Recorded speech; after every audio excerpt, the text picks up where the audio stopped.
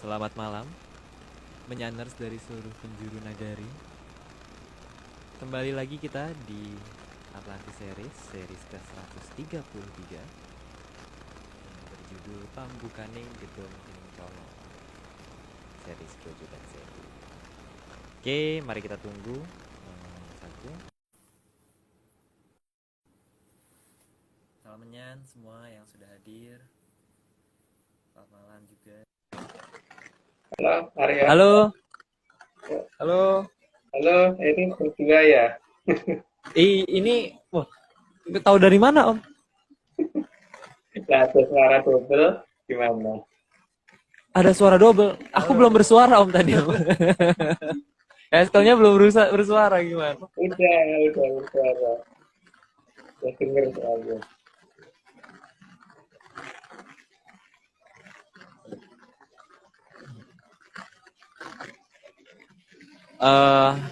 Hari ini kayaknya pembahasannya akan seru ya.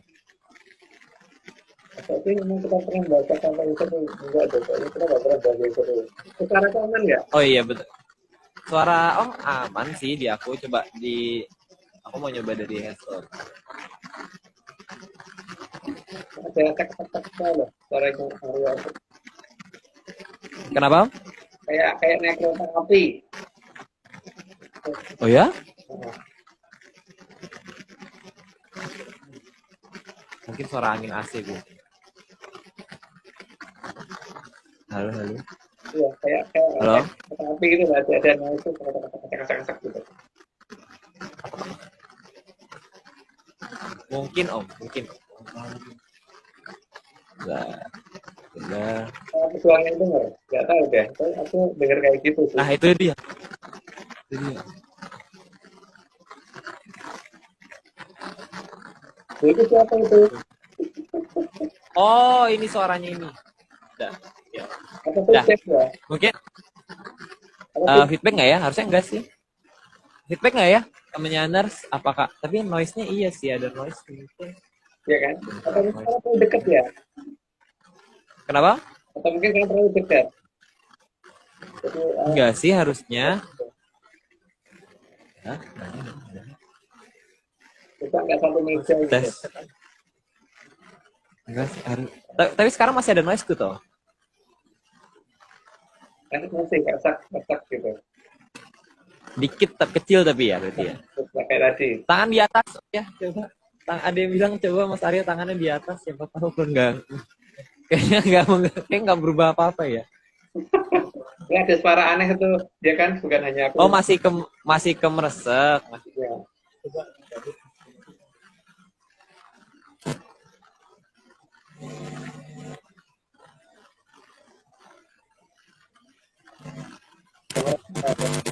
Oh enggak, aku tahu Om. Kemereseknya karena aku nyarjir. Oh. Ini Oh, Om. Coba. Dah. ya, lumayan bagus Aman sih. kan? Iya. Aman kan? Sekarang aman berarti kan? Nyarjir berarti. Tadi aku nyarjir. Naik kereta api gitu loh. Saya pikir Bahaya Om. Aku bingung Om kalau kereta api malah jadi bingung sebenarnya. Ini dari mana? kayaknya sekarang enggak.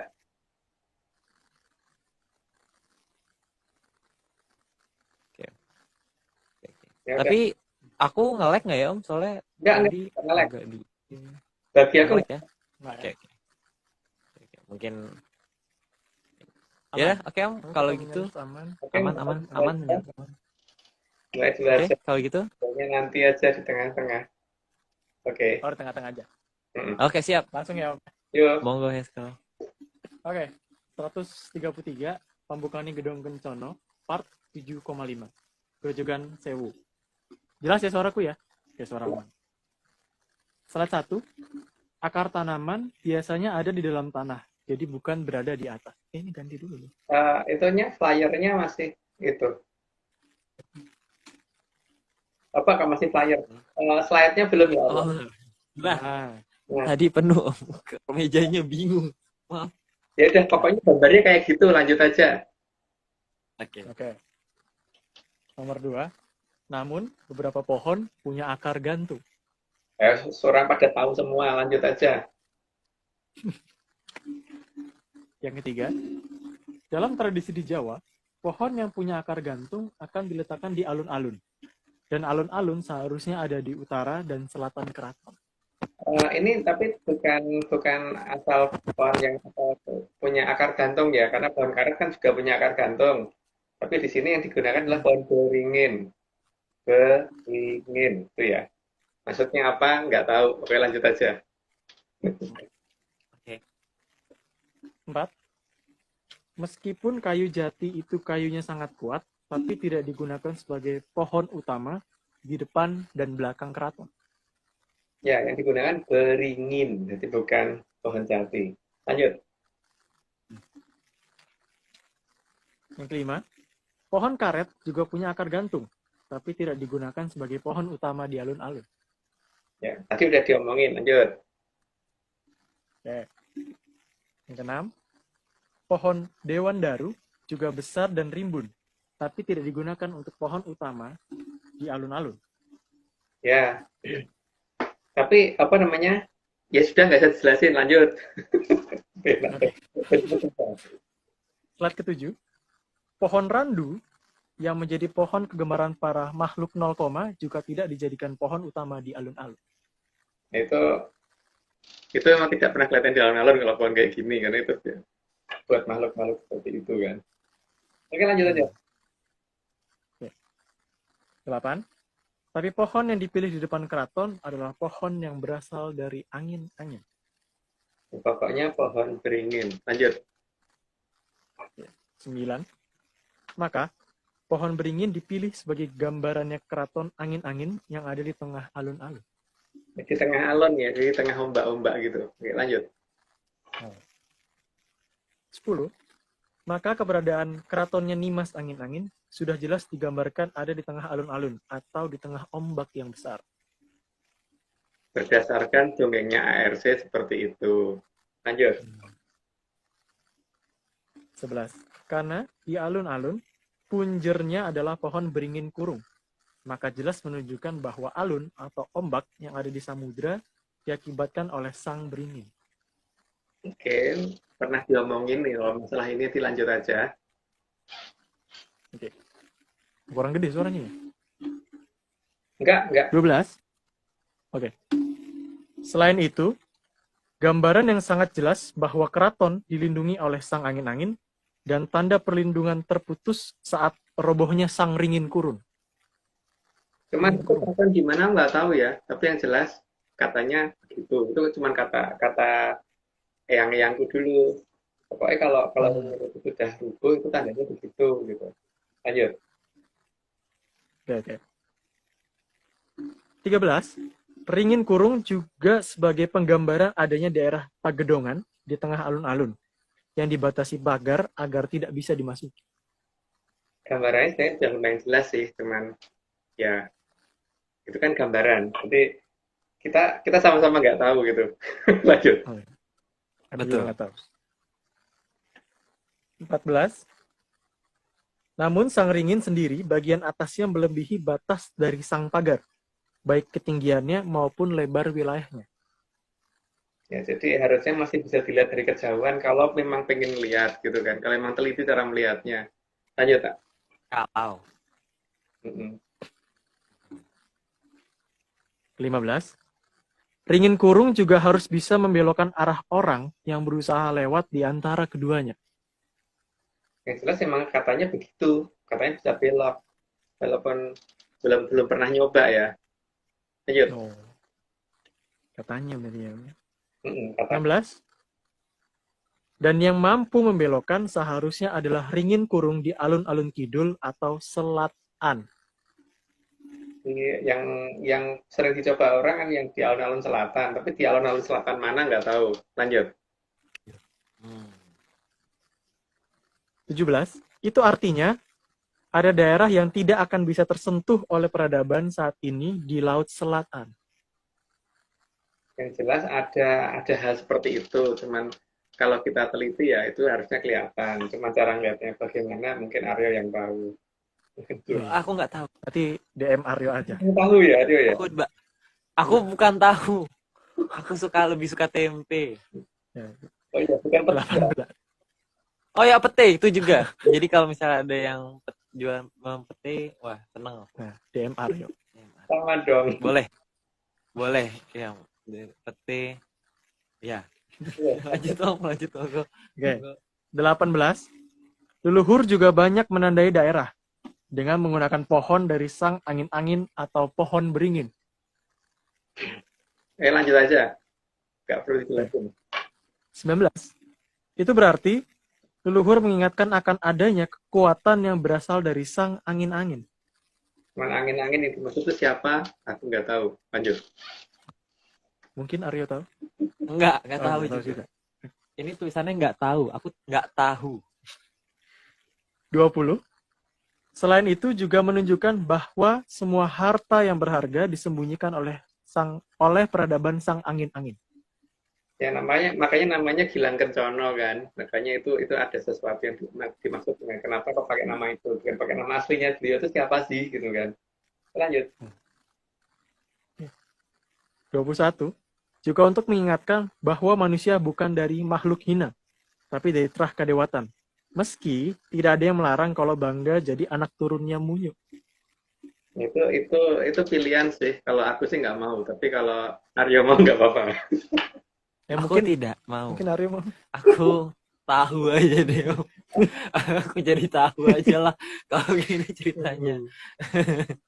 Oke, monggo, dua-dua, let's go. 22. Berbeda dengan tanaman yang akarnya ada di bawah, maka akar manusia seharusnya ada di awang-awang. Kalau kata yang-yangku gitu, jadi akarnya tanaman itu ada di tanah, tapi kalau akarnya manusia harusnya di awang-awang. Nah, kalau akarnya manusia ada di awang-awang, berarti sumber kehidupan itu ada di sana seharusnya. Cuma bagaimana cara nyarinya gitu kan. Lanjut. 23. Jadi, sangat tidak jika dikatakan manusia akarnya dari Munyo, meski tidak ada larangan bagi yang bangga sebagai anak turunnya Munyo. Nah, itu tadi, pilihan tadi. Lanjut aja. 24. Karena manusia akarnya ada di awang-awang, maka seharusnya manusia juga hidup dari air kehidupan yang berasal dari kahyangan. Karena yang menentukan, kalau dalam tradisi Jawa itu kan datangnya itu ada dari air kehidupan, dan air kehidupan itu ada dari kayangan Cokro Kembang. Kalau dari ini loh, dari cerita layang yang pernah diceritakan yang ke aku dulu loh. Lanjut. Jadi hanya cerita aja ya, Om ya. 25. 25. Jadi keberadaan keratonnya sang angin-angin sebenarnya hanya meniru dari keberadaan mata air yang turun dari kahyangan Cokro Kembang. Tempatnya Doro Komojo sama Betari Ratih ya, Cokro Kembang. Oke, lanjut. 26. Penggambaran yang diberikan oleh mantan Presiden Soeharto sangat jelas bagaimana Atlantis menutupi keratonnya. Ya, makanya Laut Selatan itu kalau kita ukur pasti ada di elevasi yang lebih tinggi daripada horizontal, dari garis horizontal. Artinya batas cakra di sana itu sangat tinggi. Bahkan ketika naik pesawat terbang pun masih kelihatan tidak di bawah garis horizontal ya. Jadi kalau mengukurnya terhadap garis vertikal itu selalu di atas 90 derajat. Gitu. Tapi kalau Laut Utara enggak. Laut Utara kalau kita lihat pasti di bawah itu, di bawah 90 derajat kalau bandingin terhadap garis vertikal. Tapi Laut Selatan Maksudnya di selatan teman-teman Bali ya Om yang udah pernah nyoba ya? Dan teman-teman Bali waktu itu sampai nyewa kapal itu kalau menuju ke tengah laut itu kayak berat mesinnya, kayak naik kayak naik nanjak gitu. Sementara kalau pas kembali ke pantai itu enggak gitu loh. Di jam berapapun begitu. Jadi bukan tergantung angin darat, angin laut dan sebagainya, karena memang seperti itu. Tapi beda dengan di pantai utara. Di pantai utara sama aja mau berangkat ke tengah laut atau kayak ini gitu. Bahkan ketika Mbak Vicky kemarin ke Kaledonia juga begitu. Jadi mau ke laut atau enggak tuh sama aja kekuatan kapalnya. Tapi untuk laut selatan kita tuh enggak. Selatan Jawa ya, kita Jawa dan Bali. Karena yang daerah lain belum pernah nyoba. Lanjut. Oke. 27. Mantan Presiden Soeharto juga menunjukkan keberadaan Grojogan Sewu yang ada. Karena air akan mengalir deras ke bawah dan menutupi keraton Atlantis, sehingga tidak terlihat oleh peradaban kita. Tapi Grojogan Sewu yang dimaksud bukan yang ini ya, yang kita maksud itu juga termasuk dikatakan Grojogan Sewu juga bisa, tapi yang kita maksud bukan ini. Lanjut. Oke. 28. Sesuai yang ada di Pakem Pedalangan, bahwa panah Sang Guo Wijoyo akan digunakan untuk menunjukkan bahwa yang di samudra tidak memusuhi peradaban kita. Tandanya masih ada loh, dan itu sejak tahun 2019 kalau nggak salah, itu saya lupa tanggalnya berapa gitu. Karena setelah itu muncul, itu terlalu perfect. Dan ada 3 sih sebenarnya, tapi cuman yang satu yang paling jelas, ya bentuk seperti itu. Gitu. Oke lanjut. Yang lainnya numpuk ya Om kalau nggak Yang salah ya. numpuk, yang 2 numpuk. Yang satu ini jelas banget. Dan tanda tidak bermusuhan juga tidak hanya satu. Ya itu kelihatan kan ada 3. Oke, lanjut Aryo. Oh ya. Aryo, Eskel. 30.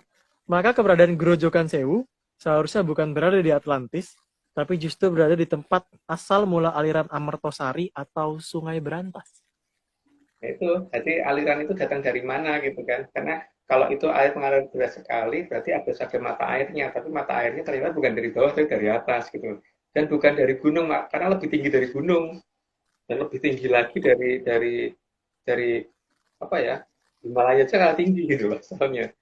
Oke lah, Aryo ini udah kan, udah 30 disclaimer-nya dulu.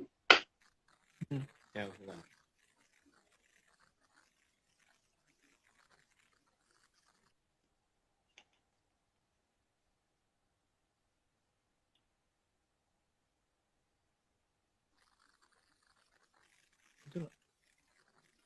Ini semua cuma dongeng. Nggak percaya, nggak apa-apa. Tapi kalau percaya, ya jangan. Ingat, gunakan brainlisis, bukan analisis. Bagus. Iya, Brainlisis. brainlisis. Keren. Jadi ini ya. Brainlisis. Brainlisis. Ya, monggo. Ya kan ini toh kita ngobrol bentar. Tapi enaknya ngobrol apa Oh ya? iya. Aku tuh lupa ya Om, tapi aku tuh sebenarnya penasaran sih Om. Karena eh ini kan dulu itu ya, setauku Om ada cerita itu kalau misalnya Panembahan Senopati itu Om waktu membuka salah satu apa namanya ya itu ya, ada hutan ya Om ya kalau nggak salah ya. Hutan Mentawai. Oh iya, Hutan Mentawai itu kan dibantu oleh salah satu dangyang di sana yang katanya itu punya peliharaan banyak Om. Iya ya, peliharaannya apa ya? Aku lupa ya. Pokoknya peliharaannya itu sampai satu pertanian Om. Satu bisa jadi sawah itu kalau misalnya dibanyakin Om. Tapi aku lupa ya. Iya. Apa ya Om itu ya ceritanya ya? Jadi kadang-kadang orang itu salah perkiraan kan ketika ada tulisan di depan, awas ada anjing galak. Oh berarti yang punya rumah anjing kan enggak juga ya. Awas Iya benar sih. awas ada apa misalnya dia pelihara harimau, awas ada harimau galak itu yang punya rumah harimau kan enggak juga. Iya benar. Jadi Berarti emang peliharaannya harimau atau peliharaannya ya dan anjingnya. sidang yang bisa dicari loh, Arya bisa ditanya dan bisa dicari bahwa dia itu akan bisa menunjukkan alas mentawai itu di mana gitu loh. Nah, tapi Oh iya. cara ngurut nanyanya itu paling gampang dari piaraannya dulu. Iya kan? Nyari peliharaannya. Mm-mm. Betul loh. Karena dia tuh Peliharaannya apa ya? dengan piaraannya bulus kan, maka kan disebut Ki Buyut Kuning yang punya piaraan bulus banyak gitu loh. Saking banyak. Oh iya. Sak sawah atau sak lebak itu loh, aku lupa namanya itu. Oh iya benar. Oh saking banyaknya Om. Jadi itu bisa di saking banyaknya. Oh. Memang beliau hobi pelihara itu gitu. Keren. Dan itu pasti ada daerah yang akan diamankan oleh beliau atau tidak supaya bisa didatangi orang lah. Posisi bulus lebak ini ada di mana gitu kan masalahnya sekarang. Ya itulah alas mentawai gitu kan. Dan alas mentawai itu nggak akan jauh dari Sastrawulan karena itu nanti akan masuk di Sastrawulannya Kerajaan Mataram gitu loh. Oh beda berarti ya Om ya kalau Mataram ya Om ya. Sastrawulannya Mataram juga loh. Oh Mataram beda juga. Tapi yang berarti nanti itu seharusnya berarti kalau misalnya Keraton Mataram, saya Sastrawulannya Mataram ini nanti kan berarti harusnya yang menutupi ini kan juga kalau nggak salah satu temenggungnya juga ya Om ya. Ya, Bener ya Om ya? jadi paling tidak itu untuk mengetahui mentawak ada di mana, itu kita paling gampang mencari dari salah satu temenggung yang paling dikenal di situ gitu kan. Temenggung yang paling dikenal itu kan kalau nggak salah temenggung wi Ragunan gitu ya. Iya, Oh. Wiraguna. Hmm. Temenggung Wiraguna Om. Hampir tuh Kalau nama keratonnya siapa? dia ada Nama keratonnya Wi. mentawak Beneran. dalam babat itu. Harusnya dia Hmm. dari mentawak, berarti mentawak ada di baratnya gitu kan. Dan kalau nggak salah juga sih Om, Temenggung Wiraguna ini juga katanya suka melihara hewan ya Om. Ya, Iya juga suka melihara hewan. melihara hewan karena dia kan ini toh apa mengikuti kegemarannya dari Ki Buyut Kuning, makanya dia juga suka melihara hewan. Maka di tempatnya beliau itu juga jadi tempat untuk mengembangbiakkan hewan lah paling tidak. Tapi nggak tahu hewan apa, aku nggak tahu deh. Termasuk menyo nggak ya Arya ya? Kenapa? Termasuk menyo nggak ya? Pak, aku nggak tahu Om. Aku nggak pernah ke sana. Mungkin. Belum Tapi nggak pernah. Mm-mm. Oh iya Om, itu juga Om, karena aku sebenarnya penasaran sih Om, kenapa sih ini dusun dongeng Sasrawulan ini ya Om, kenapa sih namanya tuh ada wulan-wulannya itu loh Om. Bulan tuh kenapa ya Om ya? Apa hubungannya sama bulan ya? Ya, kenapa jadi Karena sastra selama bulan? ini tuh bulan itu yang aku tahu ya Om ya, bulan itu ya begitu bulan Ya, gitu. bulan. Kenapa harus bulan Om? Itu aneh Ya. loh. Penasaran loh. Nanti dulu itu Arya, mungkin kita ngobrol. Itu dulu. Tapi ini apa namanya? Aku tuh justru bingung tuh posisi Mataram tuh ada di mana gitu loh Arya. Oh iya betul. Ini kalau misalnya kayak gini Om. Kalau misalnya bentar Om. Kalau misalnya tadi Alas Mentawaknya terus hubungannya sama Ngayo Karto Hadiningrat apa Om? Aku nggak tahu, aku nggak tahu. Kan seharusnya Mataram itu punya 2 pusaka Agol-Agol ya, yang paling kelihatan ya, yang di babat juga tertulis itu kan ada Kiai Joko Piturun sama Kiai Pleret kan, yang jelas-jelas terkenal itu ya. Yang lain Iya itu di Mataram. Itu. Nah, masalahnya 2 pusaka ini kan bisa ditanya ya. Bisa ditanya, kalau dari Kejawan itu bisa ditanya, dia ada di mana gitu kan. Iya. Kalau Joko Piturun sendiri kan berdasarkan ini ya, dongeng. Berdasarkan dongeng. Berdasarkan dongeng, iya betul. Karena kita juga belum pernah lihat ya, jadi berdasarkan dongeng itu kan dia pusakanya rangkanya aja bukan ladrang ya, tapi malah gayaman kan. Tapi iya bener Om. Menurut dongengnya bener, maksudku aku nggak pernah tahu. Pusaka kelengan yang warna hitam mulus gitu, ujung atasnya agak bendetan sedikit gitu kalau nggak salah. Itu Joko Piturun. Jadi bukan pakai pamor bagus-bagus, enggak. Bentuknya malah mungkin kalau orang nggak dikirain malah pusaka palsu kali. Sama kayak Kiai Pleret juga berarti Om.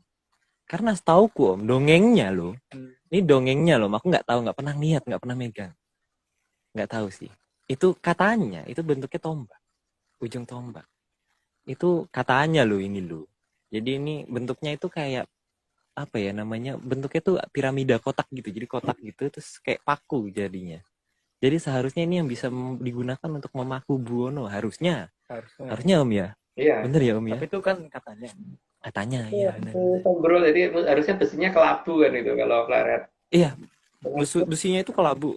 Terus agak rompal Om. Agak rompal terus. Karena ini terus karena ini dulu nih katanya ini pernah dipakai untuk perang waktu itu. Jadi agak rompal, sebenarnya dibenerin, jadi agak sisa-sisa rompalan itu masih ada seharusnya. Jadi di tengahnya itu agak bekas beneran gitu loh, bekas dibenerin gitu. Agak bosong kan harusnya karena pakai untuk agak lebih gelap. Kapten Tek waktu itu Kapten Tek kan pakai baju sirah ya, jadi dipikir nggak tembus, ternyata tembus gitu kan. Tapi ujungnya gosong terus agak rompal terus dilurusin lagi, jadi bentuknya agak gimana gitu, agak gini gitu. Gimana? Itu dongengnya. Jadi agak dongengnya gitu, jadi kayak agak keropos, nggak keropos tapi apa sih jenis kayak dibenahi gitu loh, bekas dibenahi, jadi bukan aslinya, ada gimana gitu. Itu kalau Mataram harusnya punya itu kan. Tapi itu di mana kita kan nggak tahu ya. Jadi yang ada itu berarti itu Mataram gitu ya mestinya. Iya, karena yang aku tahu ya yang di yang nggak tahu yang nggak tahu. Itu kamar dan cahayanya itu kan bisa kelihatan sampai jarak 50 km kan seharusnya kalau bisa lihat ya. Iya, Jadi itu muruk iya ya. benar. Jadi kalau misalkan tempat itu nggak muruk, itu apa gitu kan? Iya. Benar.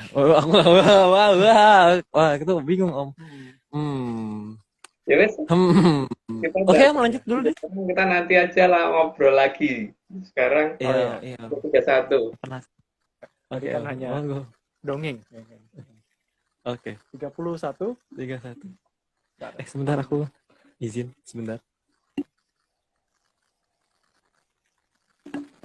Oke, 31. Di Grojogan Sewu di Grojogan Sewu inilah para Batari sering turun. Dan cerita Dewi Nawang Wulan seharusnya terjadi di sana.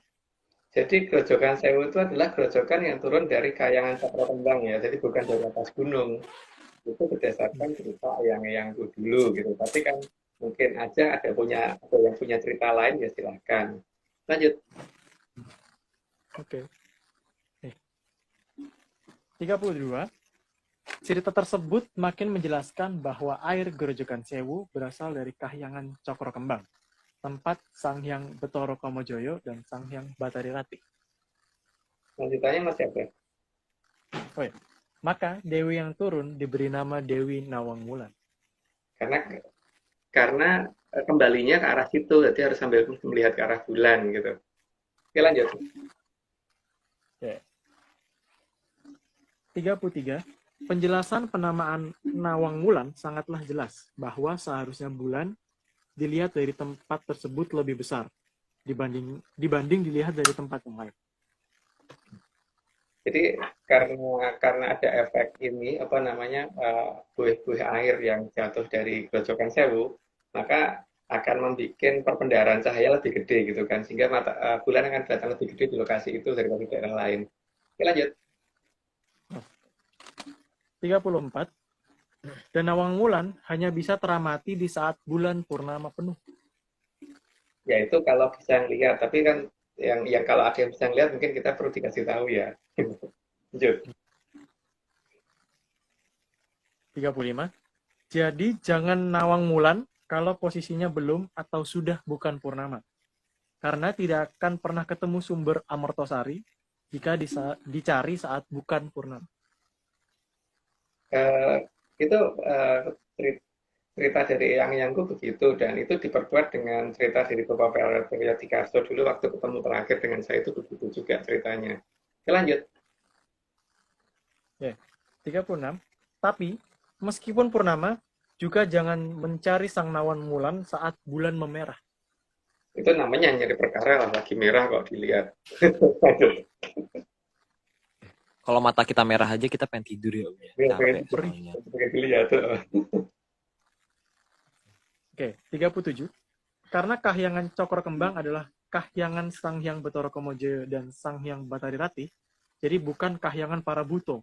Maka tidak akan ada ancaman atau memedi kalau berhadapan dengan para Sang Hyang. Jadi tidak ada yang katanya nanti kalau begini kamu akan apa, karena akan masuk tempat sampah dan sebagainya, itu nggak ada, karena Betara Betari tidak pernah mengancam. Lanjut. Oke, 38. Maka jika menemukan purnama di tempat yang menakutkan, jelas itu salah tempat dan jauh dari Grojogan Sewu. Jadi dari auranya kelihatan ya, kalau tempat itu membuat kita jadi tenang, nah itu sangat bisa sangat mencurigakan. Tapi kalau misalkan justru membuat kita jadi ketakutan, ya sebaiknya menjauh, karena berarti bukan di situ, itu jauh dari Grojogan Sewu. Lanjut. 39. Dalam cerita di pewayangan Jawa, Sang Hyang Betara Olo atau Sang Hyang Betara Kolo diceritakan berusaha memakan bulan. Itu ada dalam cerita apa ya? Banyak sih cerita-cerita tentang Betara Kala makan bulan, itu banyak dicari, banyak kok di cerita-cerita tradisi Jawa. Lanjut ya. 40. Maka jangan mencari Sang Nawang Wulan jika bulan sedang tidak utuh, karena Dalam cerita pewayangan di Jawa, itu adalah tanda kehadiran sang kegelapan, atau sang yang betoro olok, atau sang yang betoro jelek. Ya itu Pak. Jadi jangan mencari ketika seperti itu karena itu dalam tradisi Jawa memang nggak seperti itu cara mencari sang nawang wulan gitu. Lanjut. Tapi emang pada dasarnya artinya aja udah jelek ya Om. Mm-mm. Secara harafiah. Oh, Allah itu berarti jelek. Iya, artinya jelek. Bahasa Jawa. Yuk lanjut monggo. 41. Bahkan sang yang betoro jelek juga pernah diceritakan memangsa sang terang utama atau matahari. Itu dalam tradisi kita kan ada cerita seperti itu, entah itu cerita itu benar apa tidak, tapi dongeng itu ada gitu loh bahwa katanya gerhana terjadi pada saat seperti itu, baik gerhana bulan ataupun gerhana matahari. Ya lanjut. 42. Maka di tanah Sukerto beredar cerita yang lain, bahwa saat menakutkan akan muncul saat sang bulan sedang purnama. Itu berarti menunjukkan daerah sana sangat jauh dari Grojogan Sewu toh, karena kalau ada dekat Grojogan Sewu harusnya ketika munculnya bulan bukan berarti menjadi sesuatu hal yang menakutkan. Berarti Grojogan Sewu tidak ada di negara itu, di dekat itu. Lanjut. Oke. Namanya juga Sukerto, jadi yang dipuji adalah sang pemangsa, karena tidak mau adanya terang sempurna di saat gelap. Maka, cerita menakutkan dibuat agar lupa akan keberadaan Grojogan Sewu. Tapi itu justru malah mengingatkan kita bahwa Grojogan Sewu nggak mungkin ada di tempat itu, gitu kan. Dan mereka jauh dari itu, gitu. Paling tidak gitu kan. Itu malah bisa jadi patokan. Artinya paling tidak satu benua sudah bisa kita coret untuk posisi Grojogan Sewunya, gitu ya. Nggak mungkin. Yang ada legenda ini. Nah, karena gara-gara legenda itu langsung membuktikan tidak mungkin di situ Grojogan Sewu. Lanjut. 44. Bahkan cerita dari Trah Titisan sang yang betoro jelek juga dimunculkan saat purnama. Itu agar orang lupa di mana Grojogan Sewu berada. Jadi ya kelihatan. Jadi makin kan cerita itu ada dalam satu benua kan. Ya mungkin satu benua atau enggak tahu ya. Tapi berarti wilayah itu sangat jauh gitu. Karena nggak mungkin satu tanah jika masalahnya ada seperti itu gitu loh. Karena keberadaan kayangan cokro kembang itu tidak akan menimbulkan hal-hal seperti itu, berani mendekat. Setahu gitu. Lanjut. Legenda. Dongengnya Dongeng. gitu. 45.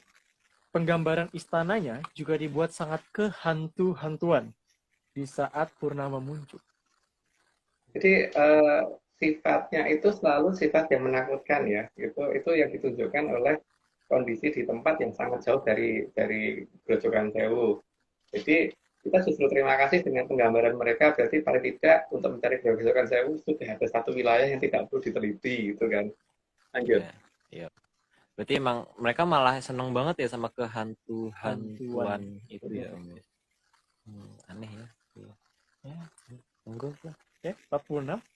Dilengkapi dengan istana yang banyak kelelawar vampir, bukan kelelawar pemakan buah. Yang penting sesuai ajaran memedi dari sang yang betoro jelek. Ada jenis kelelawar itu ada dua macam kan. Yang kelelawar yang pemakan buah itu beda. Atau kalau orang Jawa ngomong codot, kalong gitu kan. Tapi kalau yang kelelawar vampir memang ada itu yang makan darah dan itu biasanya juga membawa penyakit apa ya, pes atau apa gitu lupa aku. Jenis penyakit pes juga tuh, kalau nggak salah. Karena hampir kayak tikus gitu loh, kalau gigit menimbulkan kayak juga begitu.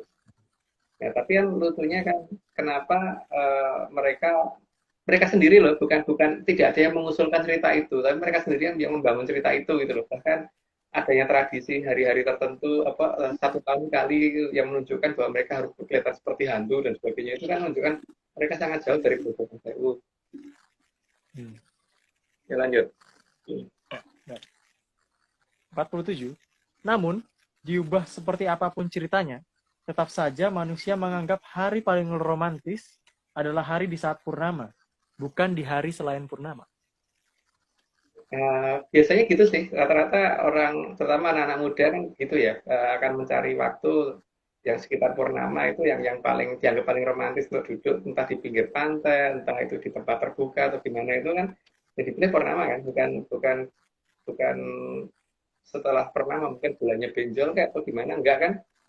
Tapi di Enggak. sana kan tuh dua orang Aryo sama Heskal yang pengalaman tuh kalau kan nggak punya pengalaman itu.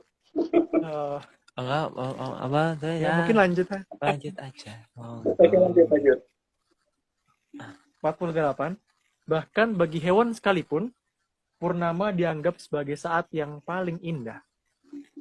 Itu ya apa berdasarkan pengamatan yang nggak tahu apakah pengamatanku itu benar apa enggak, tapi kayaknya seperti itu gitu. Lanjut. Maka akan sangat aneh jika ada yang menganggap bulan indah jika bukan purnama. Tetapi boleh loh menganggap indah kalau nggak purnama, karena kan eh, nilai seni itu tiap orang berbeda pandangan. Jadi ada yang ngomong, aku nggak suka kalau pas bulat, aku sukanya mungkin ketika bulan bentuknya lagi segitiga atau lagi wajik atau apa kayak apa gitu. Pas lagi 5, kok 5 nggak bisa? Pas lagi Gitu kan. Oke, lanjut. Untuk Velociraptor. oh iya Velociraptor. 50. Namun memang hak tiap orang menyatakan yang indah itu yang mana, yang purnama atau yang bukan purnama. Karena kalau yang purnama itu setiap 35 hari itu cuma ada 35 hari itu 30 hari ya lupa aku. Itu cuma ada 3 hari. Kalau sekarang, kalau dulu cuma ada 1 hari, kalau sekarang ada 3 hari kan rata-rata. Jadi selain purnama itu akan lebih gampang dilihat gitu. Tapi yang purnama cuma ada 3 waktu itu gitu. Lanjut. 51. Karena saat bulan tidak purnama, maka akan sulit mencari gerojokan sewu. Yaitu berdasarkan pola pencarian yang diajarkan yang itu gitu. Dan yang sedang kita coba untuk mencari dengan cara seperti itu. Lanjut. Oke. 52. Dan cerita tentang keindahan sang wulan sudah mulai digambarkan dengan jelas. Mulai dari saat Sang Mahaprabu Brawijaya V atau Sang Mahaprabu Damarwulan. Jadi kalau bagi kita kan Brawijaya itu sampai 8. Jadi yang Brawijaya 5 itu baru Damarwulan, bukan Brawijaya Pamungkas. Dan memang gelarnya Prabu Kertabumi karena yang membuat ketentraman di bumi karena berhasil membuat tentram dari kondisi yang tadinya ada banyak pertempuran kecil dari antara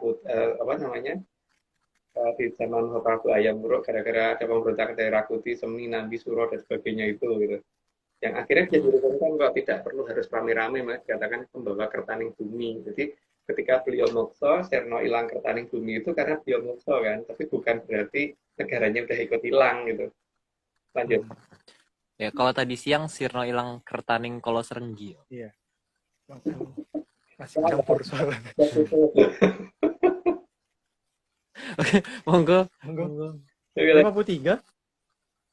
Cerita berlangsung sampai pertemuan Sang Mahaprabu Brawijaya VII dengan Dewi Nawangwulan. Itu nanti akan untuk Dewi Nawangwulan sendiri kan ceritanya nanti akan dijelaskan di setelah ini ya, Arya ya 134 ya. Pokoknya gerojokan ini kita akan ada berapa episode sendiri itu karena itu emang sebagai asal mula Sungai Berantas kan, itu memang cukup panjang sendiri cerita itu. Tapi paling tidak kita sisir satu-satu, yang 133 ini kita khususkan di masalah gerojokan sewunya, terus besok di Dewi Nawangwulannya, terus nanti mau Patihnya Komendungnya, terus dan lain-lain gitu. Tapi nanti dan lain-lain mana tergantung ini kan tidak semuanya harus dibuka di sini ya dongeng kita itu gitu loh. Oke lanjut. 54. Semua cerita tadi hanya untuk menjelaskan akan adanya sumber gerojokan sewu. Ya seharusnya mulai dicurigai loh gerojokan sewu itu di mana? Apakah betul dari gunung? Terus dari gunung memang jumlah gerojokannya sampai 1000 kan enggak ya? Paling cuma 1 atau 2. Gerojokan sewu itu kan ini banyak banget gitu. 1000 bukan 1 2. Oke lanjut. Gerojokan siji. Nah, itu gerojokan loro, itu gerojokan telu gitu kan. Iya, Gerojokan sisi akar telu. Oh, 55. Dan sumber gerojokan sewu harus dicari saat bulan purnama. Saat purnama. Itu pola pencarian ARC ya, tapi kan kalau ada yang menggunakan cara lain ya monggo, tapi kalau ARC begitu. Lanjut. 56. Sumber Grojogan Sewu juga harus dijaga agar tidak ternoda oleh tingkah laku Trah yang lebih memilih menyembah Sang Hyang Bathara Jelek atau Sang Hyang Bathara Kala. Karena Trah tersebut lebih memilih hidup dalam ancaman dan ditakut-takuti.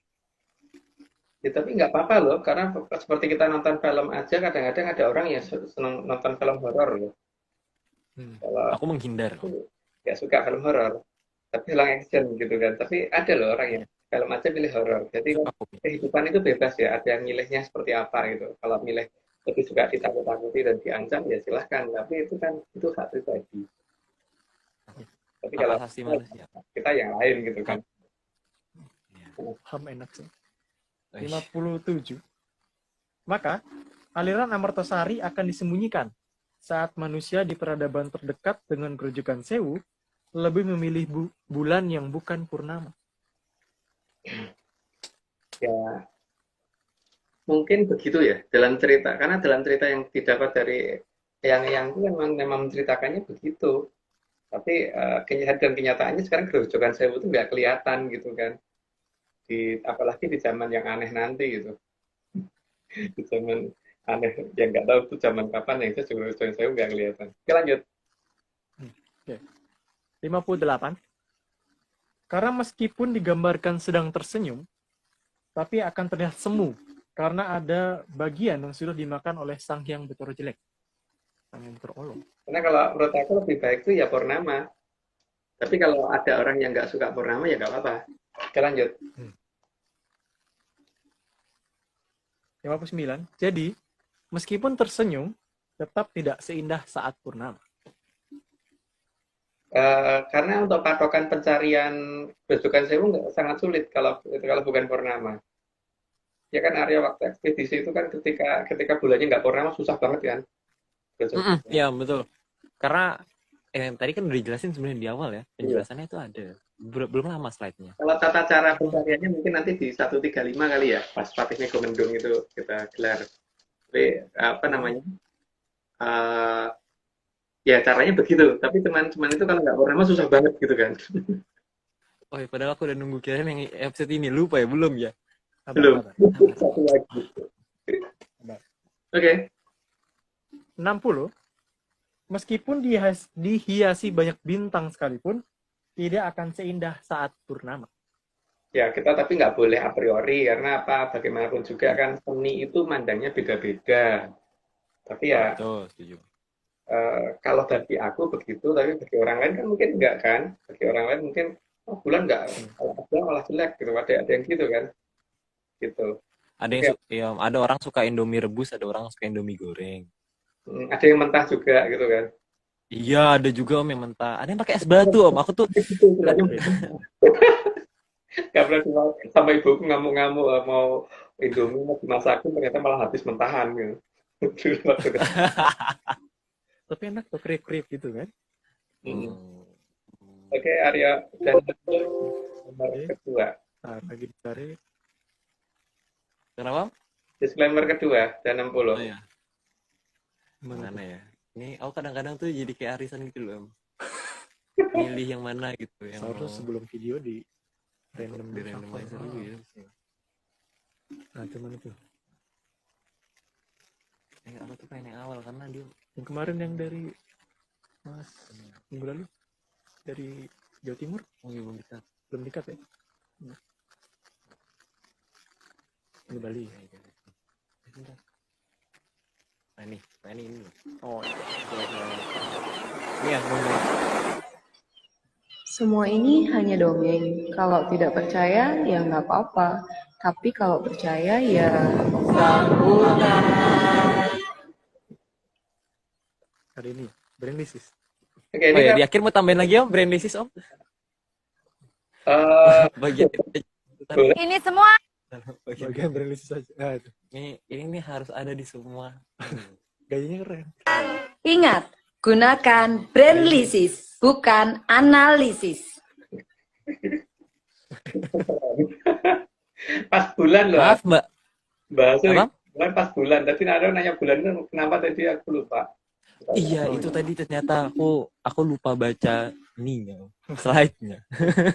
Terlalu bersemangat. Terlalu bersemangat Om aku. Jadi kenapa sih Om? Kenapa ini kan kita sebenarnya udah bukan sastra bulan tuh udah dari 109 kemarin ya Om ya? 129. Ada kita tentang dan yang ternyata dusun sastra bulan. Iya. Dusun dongeng. Dusun dongeng sastra bulan. Jadi jangan anak itu cuma dusun kok, dusun dongeng sastra bulan gitu. Iya. Tapi dusun Jadi bahkan lumayan gitu, lumayan gede. iya. Tapi kita nggak. Kenapa? Lumayan gede dibandingkan rumahku. Oh, benar. Tapi ini nggak ada hubungannya sama negeri berarti nggak ada. Nggak ada hubungannya sama negeri, nggak ada sama hubungannya sama ibunya kota atau ibunya kota atau bapaknya kota, bapaknya kota. Ibu kita juga nggak ada hubungan. Nggak ada. Iya benar, ibuku lagi di sebelah istirahat. Oke, tapi aku tuh sebenarnya yang lucu ya, karena aku nggak ngerti kenapa ya bulan itu yang aku selalu unik dari aku SD itu karena bulan itu katanya selalu mengarah ke kita itu satu itu loh. Suaranya kurang jelas ya. Sebentar. Kurang jelas tuh berarti ini berarti ya ada keresak-keresak. Ya. Masih bentar.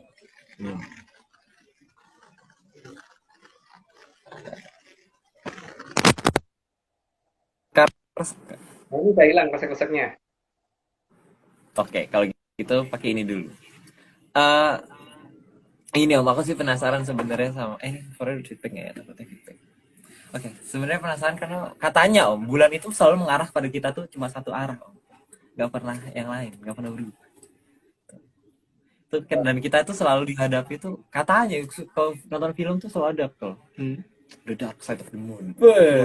Keren tuh Om. Sisi gelapnya bulan. Iya, sisi gelapnya bulan. Tuh apa ya? Gimana itu Om? Nah kan memang masalahnya dikatakan sastra bulan karena seperti itu kan, karena yang kita lihat cuma satu sisi kan, tapi sisi lainnya enggak gitu loh. Makanya kan dalam jangkane yang kita itu kan bakal ono sungsang buwono balik gitu kan. Sungsang buwono balik. Balik gitu gini ya atau gimana? Sungsang bawono balik. Berarti gitu. Sungsang bawono balik gitu.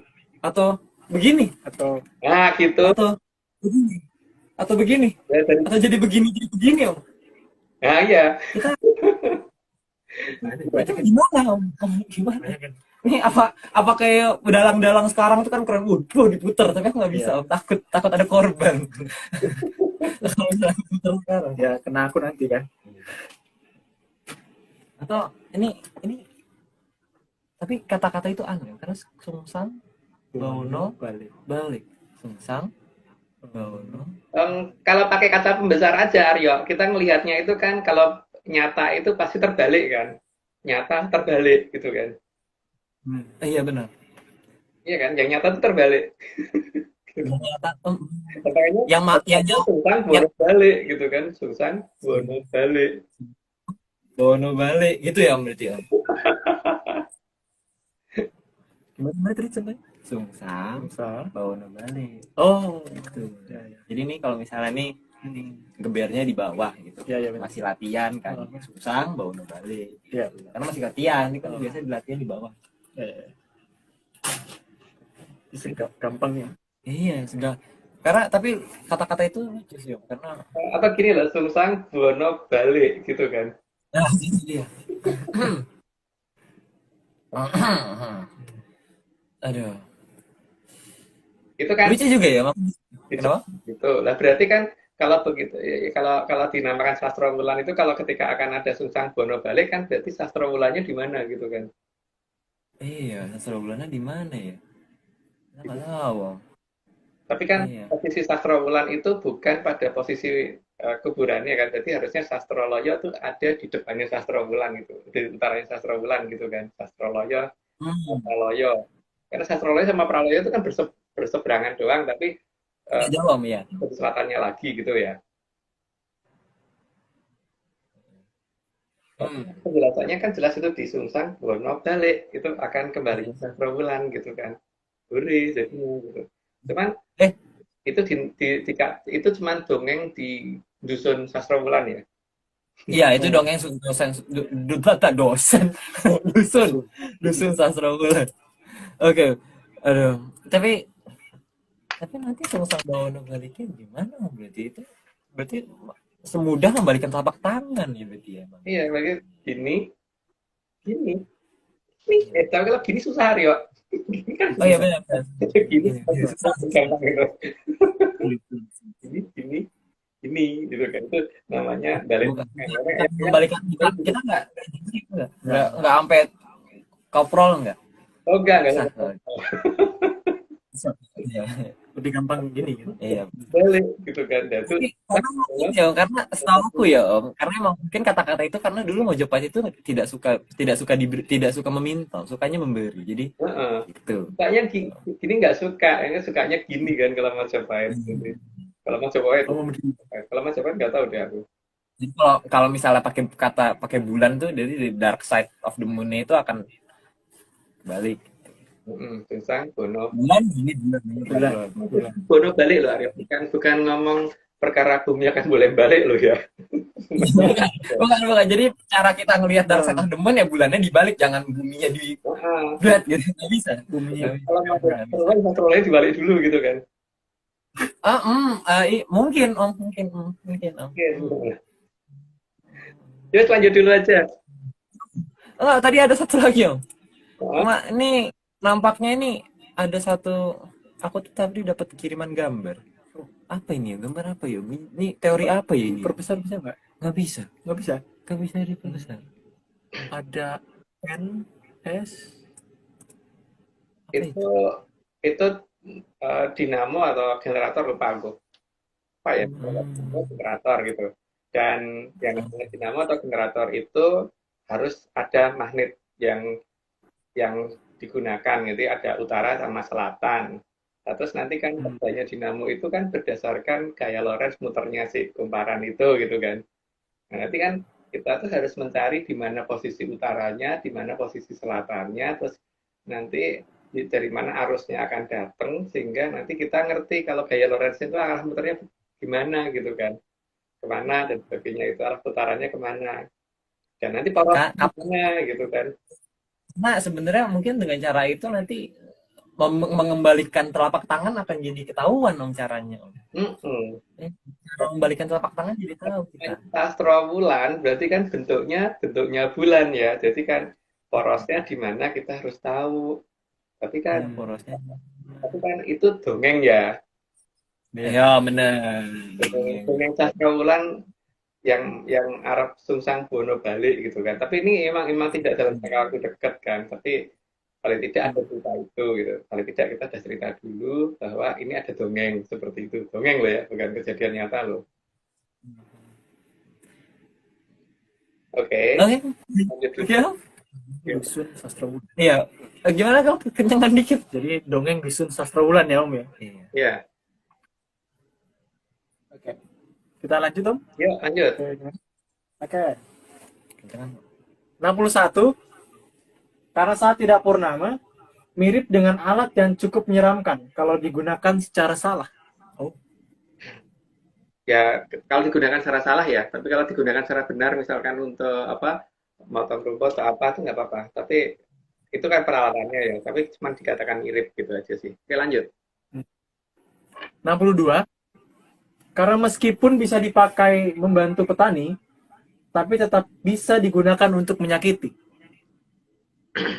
Ya, kalau misalkan babat rumputnya itu kebablasan kena tangan kita sendiri kan ya itu sakit toh. Makanya itu dikatakannya seperti itu. Oke, lanjut. 63. Karena terangnya sang bulan di malam hari itu lebih dibutuhkan oleh makhluk terang. Hanya makhluk gelap yang tidak suka dengan kedatangan sang purnama. Itu cerita itu beredarnya di Eropa ya. Di tanah Murub Eropa. Oke, lanjut. Denger. Aku tadi nge-lag. Monggo. 64. Biasanya makhluk gelap adalah makhluk yang predator. Karena makhluk herbivora rata-rata kalau malam itu kan tidur, jadi mereka mencari buruan paling gampang di malam sih memang. Itu kalau aku ngelihat di di YouTube. Di YouTube di National Geographic itu kan banyak tuh yang dokumenter yang Oke, lanjut. si hewan. 65. Meskipun ada bentuknya yang lucu, tapi tetap saja makhluk gelap atau makhluk yang aktif saat gelap. Ya walaupun lucu, tapi kalau di makhluk yang itu kalau muncul di kegelapan, kalau datangnya mendadak juga ngaget-ngagetin, ini kabur juga aku kalau lihat gitu. Maksudnya kabur mendadak. Tiba-tiba nembak sih aku banting blok ya refleksnya, walaupun habis itu nyesel kasihan lucu. Iya. Efeknya nabok. Efeknya nabok blok gitu. Oke, lanjut. Karena makhluk terang biasanya lebih lucu dibanding dengan makhluk gelap.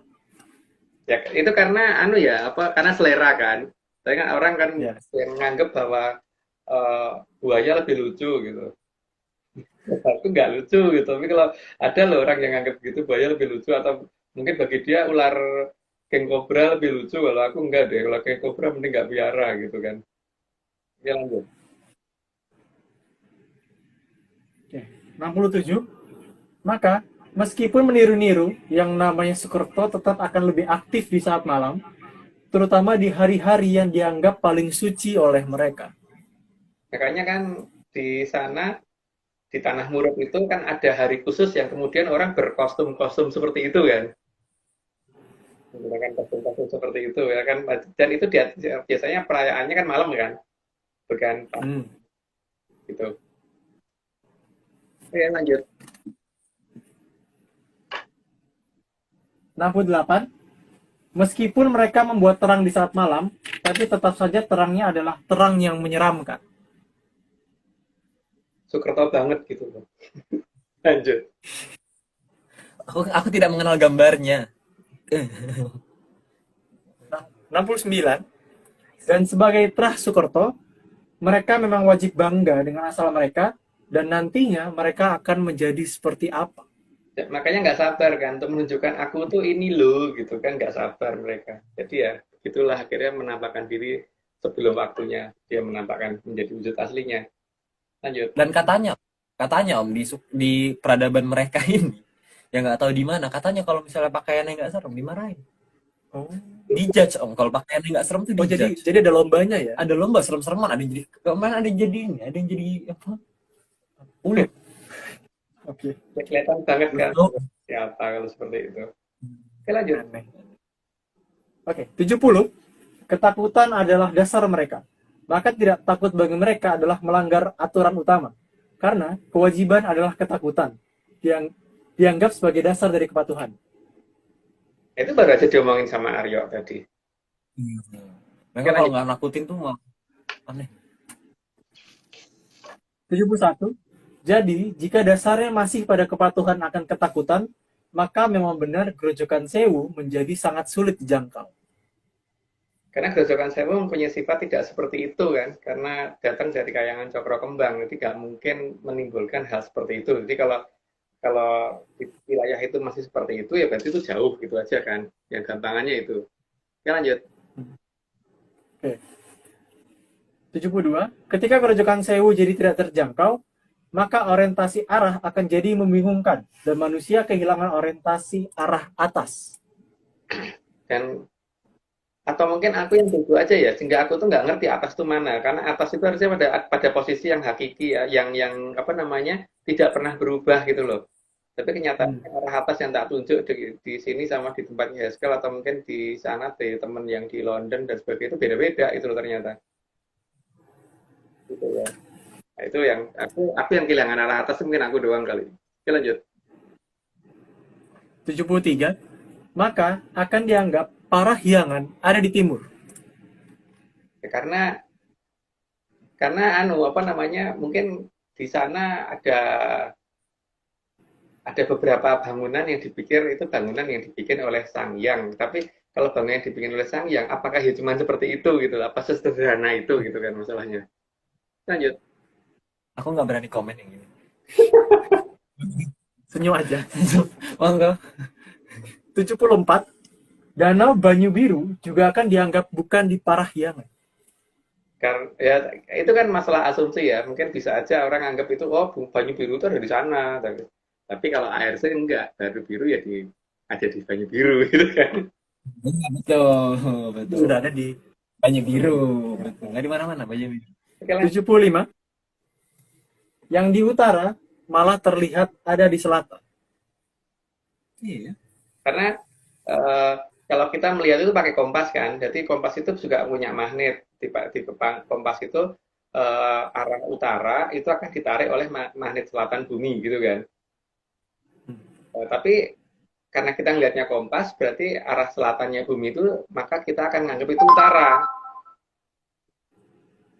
Kalau misalkan kita lihatnya arah selatan bumi, itu berarti menggunakan kompas, maka kompas itu menunjukkan selatan, tapi selatannya kompas itu sebenarnya adalah utaranya bumi gitu kan.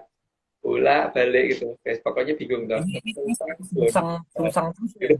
Ini sungsang terus ya. Jadi nggak, tapi aku mau menjelaskan, mungkin bingung itu. Jadi kalau misalnya magnet itu kan ada utara, ada selatan. Utara selatan. Jadi kalau misalnya utaranya kok itu ketariknya pasti ke selatan. Gini. Jadi pasti ketarik ke bawah. Ya. Jadi utara ini ke bawah. Oh. Gitu ya. Jadi utara selatannya tuh sungsang. Mana sih? Remote mana sih kameranya? Sungsang. Jadi Ya, gitulah. Tapi bisa nggak begini enggak. Nggak begini. Nggak begini. Makanya kalau terbiasa begini harus sungsang baru balik gitu kan.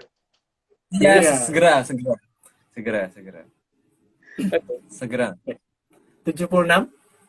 Jadi karena menarik yang selatan, maka utara lalu dianggap selatan.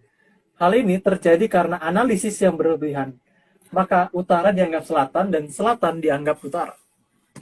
Gunakan brainlysis. Itu tergantung cara memandang, tapi kan tergantung definisi juga. Nggak bisa, pokoknya sana utara, nggak bisa sana selatan ya, terserah gitu kan. Karena itu memang asumsi masing-masing. Karena mungkin ada yang berpikir menggunakan analisis dan ada yang enggak gitu. Kalau kita kan pakai menyanalisis gitu. Betul sekali. Kita ini wangi-wanginya masih ada. Oke, lanjut. Bahkan alat penunjuk arah menunjukkan arah yang serba terbalik. Utara di selatan dan selatan di utara. Kan menurutku sih begitu, tapi kalau menurut yang lain mungkin enggak ya enggak apa-apa, tapi kalau menurutku begitu. Oke, lanjut. 78. Bahkan alat patokan arah dikatakan mata angin. Padahal angin tidak punya mata dan angin selalu berubah. Jadi angin seharusnya tidak bisa digunakan sebagai patokan arah. Makanya bingung kan, kenapa kita menamakan patokan arah, kenapa kok mata angin gitu. Angin itu nggak punya mata, yang pertama itu. Terus angin itu mana punya arah yang bisa dijadikan patokan gitu. Karena buktinya ada angin laut, angin darat gitu. Angin laut menuju ke arah dari laut ke darat, dan ada yang dari darat ke laut gitu. Kalau patokannya mata angin kan nanti bingung sendiri kan, karena anginnya muter-muter, pindah-pindah. Apalagi kalau misalnya ada lagi ini ya, Badai. yang badai itu misalnya, kalau misalnya kan aku tuh tinggal di gedung yang tinggi gitu ya, jadi anginnya tuh muter kan. Anginnya tuh di tengah gedung tuh muter gitu. Karena kan terhalang bangunan kan. Iya, jadi itu Tambah mumet. Jadi kalau bingung arahnya sana. Itu lama-lama sungsang gitu. Itu lama-lama sungsang gitu. Nah, kalau tentang Bono Bali Aryo. Lama sungsang gitu. Itu benar. Oke, lanjut. Oke. 79. Maka dalam mencari grojogan Sewu tidak akan bisa menggunakan kompas karena magnetnya dapat dengan mudah diintervensi oleh peradaban yang menjaga grojogan Sewu dan aliran Amertosari. Mungkin penjelasannya nanti detailnya ya nggak detail sih, karena memang kita tidak mungkin mengungkap semuanya ya, itu di 135. Tapi itu kan kita dongeng tuh nggak detail. 135 mitos nih, kalau 135 kan nanti penjelasan dari Mahapatih Mega Mendung. Waktu kita tanya kan penjelasannya cukup menarik tuh itu Aryo. Iya betul. Itu sebenarnya aku tunggu. Kak, ada satu bahasa satu kata yang pernah aku sebutin tapi Sabar. tangguh. Oke, lanjut. Oke, 80. Perangkat digital juga tidak akan pernah bisa digunakan mencari di mana keberadaan Grojogan Sewu. Ya karena gampang banget interferensi kalau seperti itu gitu. Kalau HP kadang-kadang nggak nyala di sana. Oke lanjut. Tiba-tiba ada foto sendiri Om ya. Iya. Wah, aku duluan, enak aja, tidak bisa. Lanjut. 81. Karena semua peralatan berteknologi tinggi di peradaban kita sangat bisa diintercept oleh peradaban penjaga Grojogan Sewu beserta alirannya. Mungkin nanti penjelasannya kalau sudah sampai Megamendung sama Tumenggung Moyorugu gitu kali ya. Tapi ya tidak akan detail ya, karena memang kita dibatasi untuk mana yang boleh didongengkan gitu. Oke lanjut. 82. Segala peralatan geologi juga tidak akan bisa digunakan untuk melacak keberadaan Grojogan Sewu karena sangat mudah mereka diintercept. Karena menggunakan Mereka jadi mereka bisa kirim data dari intercept dari tanahnya bisa mereka bikin. Oke lanjut. 83. Jadi, semua jenis data yang keluar dari penelitian geologi bisa mereka tampilkan sesuai keinginan mereka, agar peradaban besar tidak akan pernah terlacak. Itu model gambar kalau menggunakan geolistrik ya. Jadi salah satunya seperti itu. Jadi kalau mau menggunakan geolistrik harus pakai menyanalisis dulu. Kalau untuk mencari peradaban besar, jadi tidak bisa kalau menggunakan itu langsung akan mencari, nggak akan bisa. Menyan harus di awal. Itu hanya untuk Menyan. Menyanisasi. Untungnya dengan minyak mati. Menyan matikan. 84. Meskipun tidak gampang, tapi dengan mengukur jarak dan kecepatan pesawat Sukhoi yang menabrak Gunung Salak, maka dapat diperkirakan di mana mereka melewati Grojogan Sewu. Karena seharusnya kan Gunung Salak itu kelihatan di radarnya si Sukhoi. Tapi kenapa kok dia sampai nabrak? Berarti kan itu kalau kecepatan pesawat itu 800 km per jam, berarti kan dia harusnya bisa menghindar pada jarak berapa kilometer. Tapi kalau sampai nabrak itu berarti dia nggak ada kesempatan untuk menghindar. Nah, kalau nggak ada kesempatan menghindar, berarti kan kita bisa hitung tuh kapan kira-kira berapa kilometer dari arah daerah tabrakan itu gitu kan. Harusnya gitu ya. Karena kemungkinan besar waktu itu penjaganya agak lebar itu sehingga kelihatan Grojogan Sewunya, sehingga terpaksa harus diturunkan. Tapi diturunkannya bagaimana itu ntar bukan ada di bawah kali ya. Oke lanjut. Oke. 85. Karena Grojogan Sewu mungkin terlihat saat pesawat tersebut terbang ke selatan. Sehingga mereka harus diminta mendarat dan pesawat decoy diterbangkan ke arah Gunung Salak. Maka seharusnya mereka semua masih selamat. Itu dongeng ya. Dongeng. Jadi jangan dipercaya. Oke, lanjut.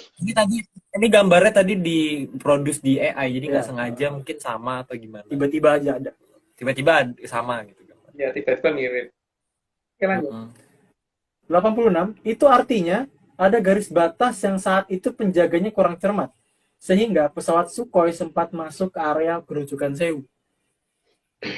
Ya makanya itu harusnya bisa kita gunakan untuk mengukur jarak, dan itu berarti ada jarak maksimum sama minimumnya itu bisa setelah ketemu lokasinya nanti bisa diukur lagi dengan menggunakan tata cara yang nanti kita lakukan sesuai di episode 135 ya. 135 dan 136 sih. Itu 135 sih paling utama. Ini kan baru 133, 2 episode lagi ya. Semangat penyaners. Oke. 87, garis tak terlihat itu dinyatakan garis klop. Ya, klop. Karena itu supaya daerah itu tidak dilewati. Itu istilah sih. Oke, lanjut aja. Klopnya nggak ada dua, nggak? Nanti berikutnya. Oh, iya. Garis klop itu karena berujung di 2 titik, maka dinyatakan sebagai garis klopo 2. Klopo loro gitu kan. Klopo loro. Itu anunya lah. Dari hasil menyan kita ya. Dari otak-otak menyan kita mendapatkan garis klopo 2, dan itu nanti dari garis itu kita ngukur jarak antara gunung itu dengan kira-kira dia pesawat ini mulai aneh di ketinggian berapa, di jarak berapa kilometer gitu kan. Oke, lanjut. Oke. Maka daerah Klopo II pasti ada di dua wilayah yang berjauhan. Iya, dan itu pasti timur barat itu harusnya. Oke, lanjut. 90. Dan kedua wilayah itu bernama sama, Srengseng Kelapa II. Itu aku nggak tahu. Nggak tahu tapi ngerti. Bingung tuh. Oke, Aryo. Slide siapa? Perlu dicoba lagi.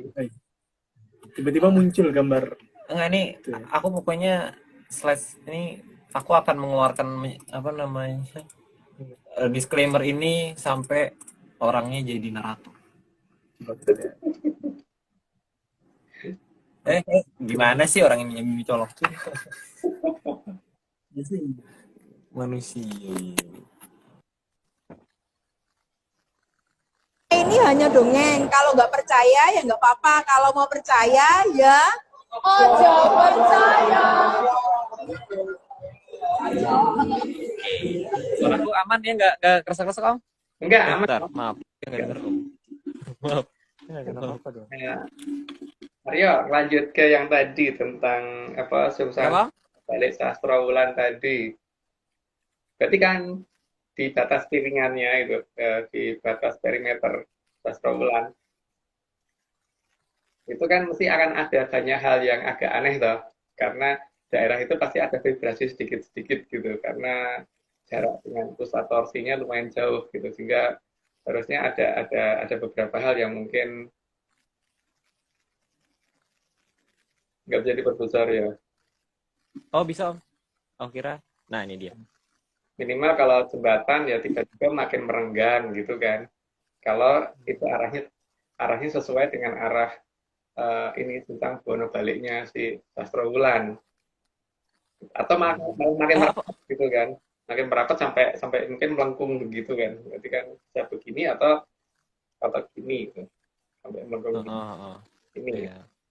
Tapi yang katanya Sastra Wulan desa, oh. Masa ada jembatan? Ya kan dusun Sastra Wulan mungkin sedang ada pembangunan jalan gitu kan. Oh, Ada proyek. Ada proyek baru. Bro, nih. Kalau di Sastra Wulan ada keretanya gitu. Keretanya, misalnya ada jalur kereta. Oh, kalau ada keretanya. Nah, Kalau ada kereta gimana? ya, berarti juga bentuk rel keretanya mungkin akan lebih sering kelihatan melengkung gitu kan, sehingga kereta kalau lewat itu harus pelan-pelan supaya tidak lepas dari rel gitu ya. Itu berarti dikatakan daerah pinggiran piringan Sastra Wulan sebelum Sungsang Bono balik kan itu akan harusnya makin jelas harusnya. Tapi jadi ya, itu kalau Sastra Wulan sudah ada pembangunan kereta api ya. iya kalau udah ada kalau Sastra Wulan ya. Terus apa Karena lagi? emang katanya ini ya, aku pengen ini aja sih, maksudnya pakai Sastra Wulan itu akan muncul kalau udah Sungsang Bono balik gitu berarti om ya, diiringi gitu. Jadi Sastra Wulan akan muncul diiringi dengan Sungsang Bono balik gitu. Itu kalau aku sih pengennya dipercepat karena pengen seperti yang dia Sastra Wulan. Cuman itu kan karena dongeng ya, jadi dongeng dusun ini aku pengen tahu gitu loh. Gitu. Jadi Dusun ini mungkin yang perlu kita cari saat ini adalah titik poros putarnya itu, Mario. Karena ini poros putarnya kalau ketahuan, jadi kan nanti kita bisa ngitung diameternya kan, diameter terus kita juga cari titik tengahnya, terus jari-jarinya bisa kita hitung sehingga sekian kilometer gitu kan. Itulah yang akan di Sungsang Bono balik gitu. Tapi kan itu kan Sungsang Bono baliknya Sastra Wulan ya. iya Sungsang Bono balik ya. Jangan dihubungkan dengan ibunya kota atau ibune kota atau bapaknya kota atau mbahnya kota gitu ya. Atau ibunya kita jangan. Nah, Karena ibu saya gitu sebenarnya. Oke, berarti betul loh. Tapi ada satu lagi kata-kata yang aku inget ya, itu katanya konon katanya nanti itu di Sungsang Bono balik itu katanya akan ada banyak apa namanya makhluk 0, itu yang mendekati manusia. Oh, katanya gitu. Apakah itu benar adanya? Weh. Kan ketika untuk Sungsang Bono balik itu kan butuh energi kan, istilahnya itu butuh tenaga ya, butuh power. Lah, Ya, power itu kan ketika power itu harus besar, maka pasti akan ada yang namanya efek kayak radiasi kecil-kecil gitu, kayak TV aja yang TV tabung itu. Ingat kan waktu Arya masih punya TV tabung dulu, kalau habis masih Om, aku sering. dimatiin dipegang kacanya kan merinding gitu kan, kerak-kerak gitu kan. Iya. Ya, itu zaman aku main PS2. Iya. Nah, itu kan Butuh ini Om, power Om. Oh, Iya. salah. Itu kan ketika pas Sungsang Bono balik akan terjadi, berarti kan akan penambahan power itu kan perlahan ya. Berarti kan paling tidak ketika tiba-tiba bulu kaki gampang berdiri, terus makin lama sampai ke bulu betis, terus sampai ke atas gitu kan. Nah, itu kan berarti kan mulai sudah mendekati Sungsang Bono balik gitu ya. Kalau orang pada gampang merinding gitu, itu bukan karena hantu, tapi karena akan Sungsang Bono balik gitu kan. Bukan Spidey sense. Bukan. Kalau orang zaman sekarang bukan Spidey sense Om, karena katanya merinding itu, wow itu tanda ada apa gitu. Jadi lap-lap. Jadi enggak. Bukan. Enggak. Ya. Jadi Bulu orang itu peka banget kan. Cuman ini loh ya, ini cerita di negeri dongeng, bukan di dongeng. oh, negeri itu kegedean Om kayaknya Om. Kegedean kalau negeri. Ini kan sastraulan tuh cuma dusun kan. Dimarahin kita ngomong negeri itu. Bawahnya kota.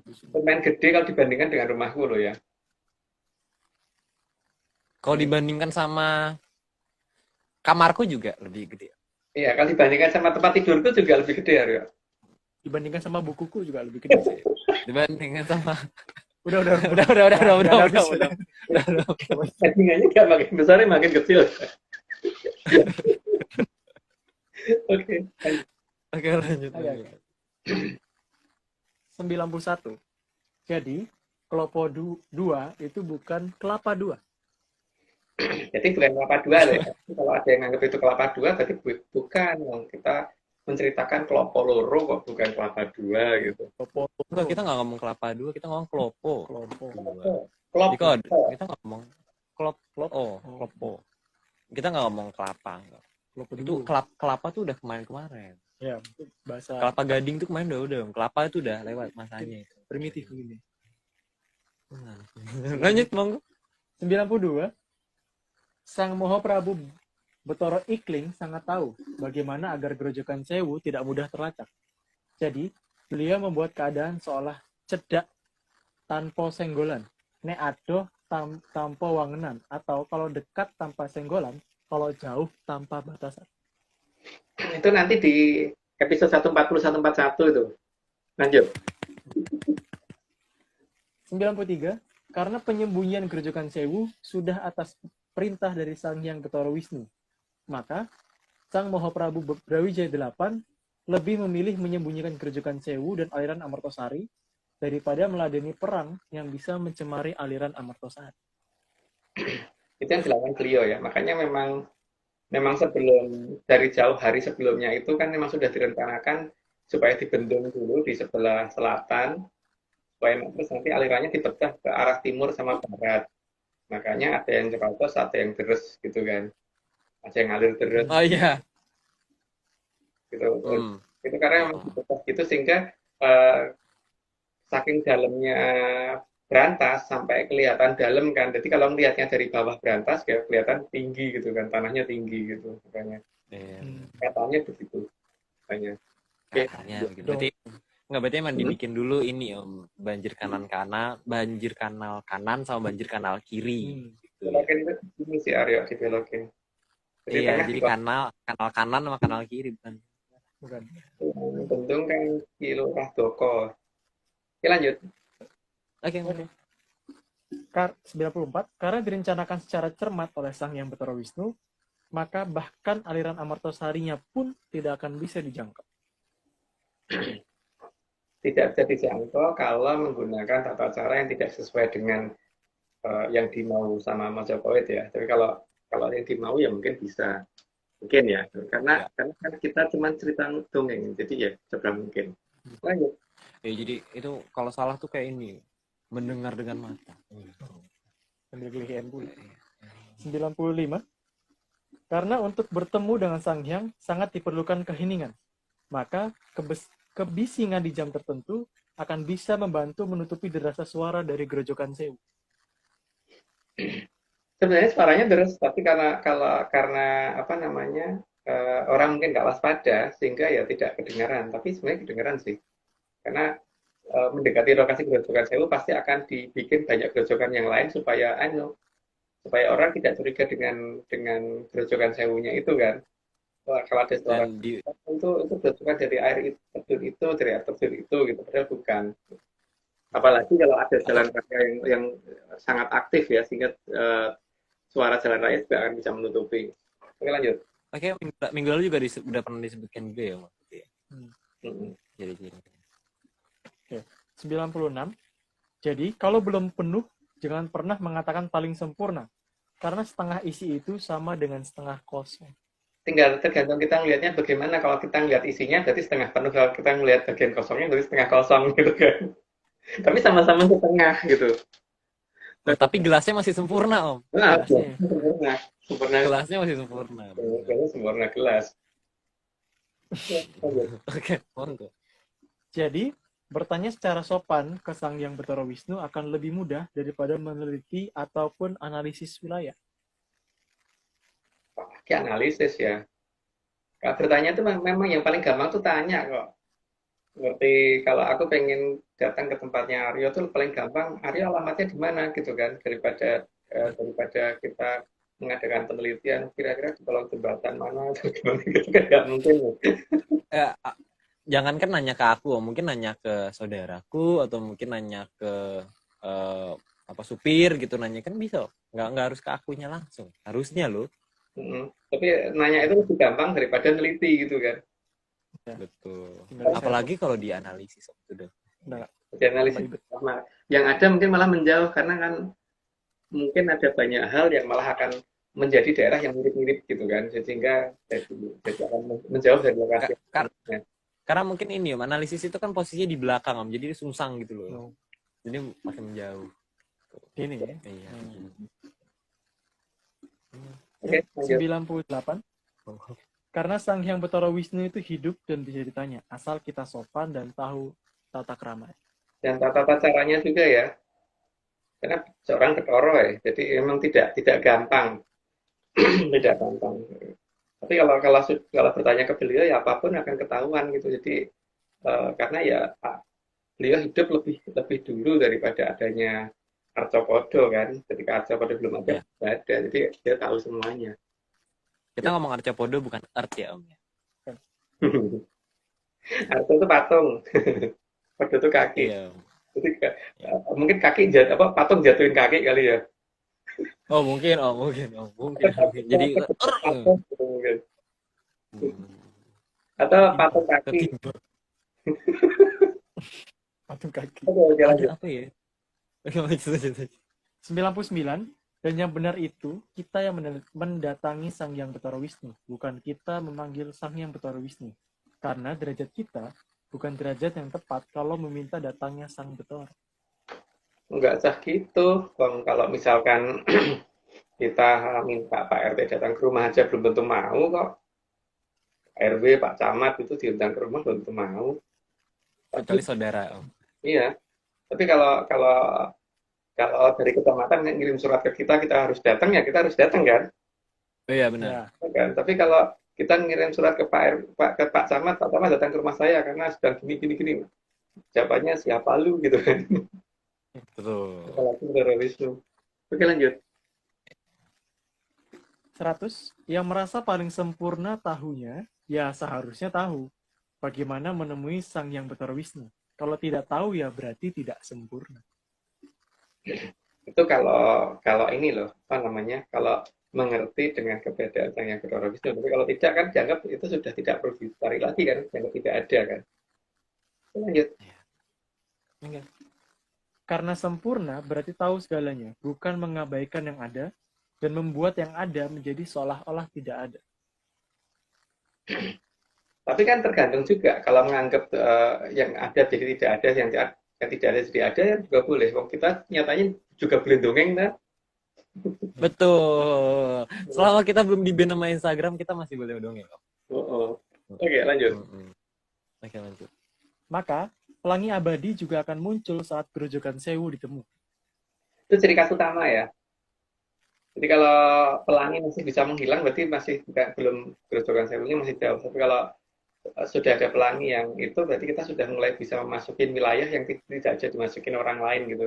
Karena pada batas di wilayah yang di luar itu memang sangat mirip dengan peradaban yang ada di zaman peradaban Kolobendu gitu. Tapi kesananya tuh makin kesana makin kelihatan aneh gitu, karena ada pelangi kok nggak habis-habis gitu, kok nggak hilang dengan waktu, biasanya kan gitu. Biasanya kan pelangi itu ada batas waktunya kan. Ya lanjut. Karena kalau pelanginya sudah ketemu, maka keraton Mojopahit juga akan terlihat, lengkap beserta Grojogan Sewu dan aliran Amertosari. Karena ada banyak tetesan air dari atas sehingga terbentuk butir-butir itu terjadi pembiasan cahaya yang sangat bagus di sana, sehingga pelangi itu akan muncul, tapi munculnya itu abadi gitu. Jadi bukan hanya berapa jam atau berapa detik atau berapa hari gitu, tapi abadi ya. Itu terus. Oh, ini gambarnya unik nih Om. Ini kalau misalnya keratonnya kayak jadi. Kan namanya keraton Aryo. Kenapa? Kan keraton dongeng. Oh iya benar. Nah, ini negeri dongeng gitu. Kalau itu. Oh iya. Ini deh. Kalau dongengnya mau Sungsang Bawono balik gitu. Oh, iya. Iya. Gitu. Ini. Oke, lanjut. 104 ya. Ya. Jadi kalau belum lihat sang pelangi abadi di arah Grojogan Sewu, berarti masih jauh dari menemukan Grojogan Sewu. Jadi jangan merasa menemukan Grojogan Sewu ketika kita belum ketemu pelangi abadi yang besar. Bukan kalau kita di air terjun, memang kita mendekat air terjunnya ada pelangi memang, tapi kan nggak gede, kan? Tapi beda ukuran. Bisa hilang juga. Nah, bisa hilang juga. Beda ukuran yang jelas Aryo. Karena Grojogannya juga gede, jadi ya pelanginya juga lebih gede gitu kan. Oke, lanjut. 105. Namun kalau pelangi masih bisa menghilang, itu berarti bukan pelangi yang disebabkan oleh Grojogan Sewu. Jadi masih salah lokasi. Salah Sherlock gitu. Ya, itu kalau itu yang dilakukan ARC ya. Kalau kita mencari Grojogan Sewu seperti itu. Jadi bukan dengan cara begitu pelangi, berarti di situ, enggak. Oke, lanjut. Oke. Sampun dawuhipun para hyang rikala jaman gumeser mring Kolobendu sang Amertosari kedah dipun singitaken rumiyin. Nenggo rawuhipun sang kamulyan sareng angin-angin mring Tribhuwana. Ya, nggak perlu diterjemahkan karena artinya sudah disampaikan gitu ya, Aryo ya. Iya, betul. Artinya itu selalu sama. Jadi emang dalam dialek-dialek yang berbeda. Ini kebetulan untung tulisannya nggak kelihatan.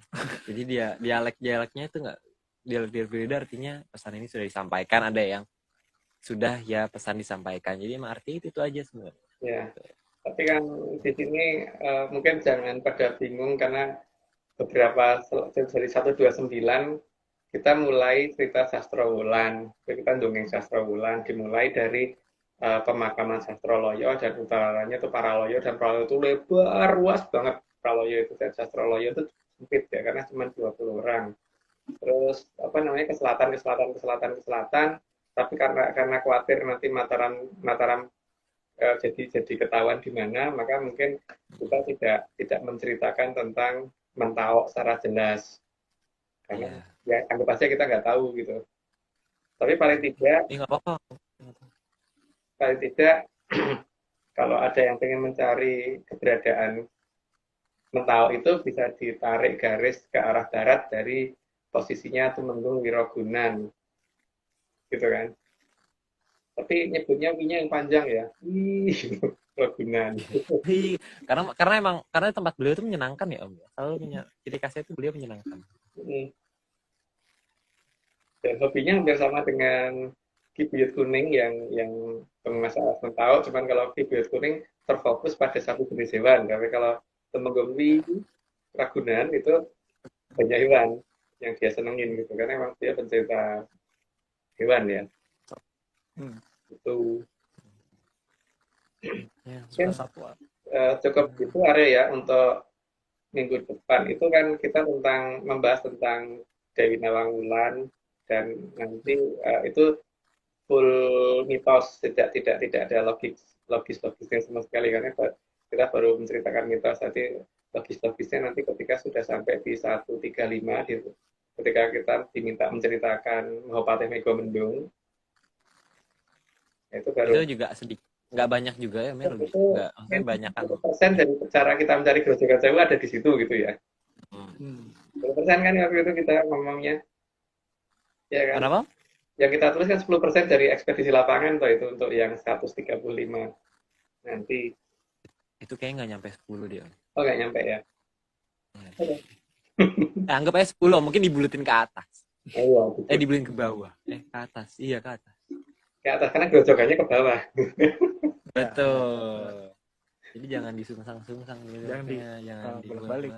Nah, yang penting apa namanya, jangan kalau orang di kita itu kan tangan jangan begini, jadi sebaiknya sedang bolak-balik gitu kan. Betul. Oke, gitu dulu, cukup Pak Arya. Oke, sangat cukup Om. Mungkin Hasko ada kata-kata? Ya semoga sehat-sehat lah ya, Om juga sehat. Ya. Sehat, semua sehat. Ya, sehat-sehat. Yang lain juga menyanyar sehat, masih bisa tetap menikmati dongeng ini, ya kan? Jangan. Oh, jangan. Kalau ditonton gimana Om ini Om? Penton. Ini kita harus ditonton atau enggak Om? Atau nggak usah diupload di YouTube ini hari ini?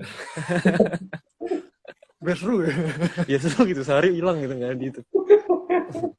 Panik langsung. Panik itu menyandar loh. Panik naik. Oke, mungkin disclaimer dulu ya Om ya, disclaimer lengkapnya dulu. Oke, tim Atlantis Center atau ARC tidak pernah menjual jasa untuk berkomunikasi atau bertemu dengan para leluhur dalam bentuk ritual apapun. Waspada terhadap oknum yang mengatasnamakan tim ARC.